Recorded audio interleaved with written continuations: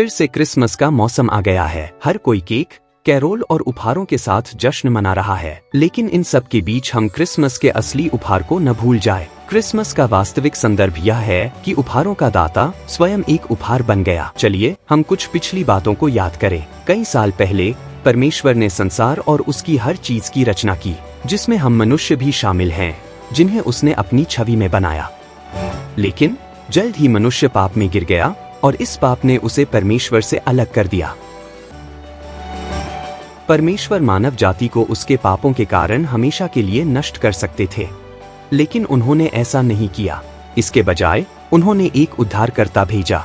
Bible कहती है, क्योंकि परमेश्वर ने जगत से ऐसा प्रेम रखा कि उसने अपना एकलौता पुत्र दे दिया, ताकि जो कोई उस पर विश्वास करे वह नष्ट न हो परंतु अनंत जीवन पाए। और इसलिए 2000 साल पहले यीशु मसीह इस धरती पर आए। वह मनुष्यों के बीच रहे और उन्हें अनंत जीवन का मार्ग सिखाया, और अंत में उन्हें एक क्रूस पर चढ़ा दिया गया, जहां उन्होंने खून बहाया और अपने प्राण त्याग दिए।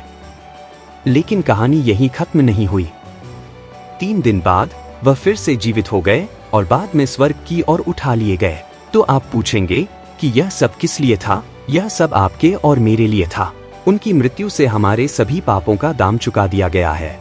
और जैसे ही कोई यीशु मसीह पर विश्वास करता है और उनके बलिदान को स्वीकारता है, उसके सारे पाप क्षमा हो जाते हैं, यानी उसे उद्धार मिलता है और वह परमेश्वर के साथ फिर से जुड़ जाता है।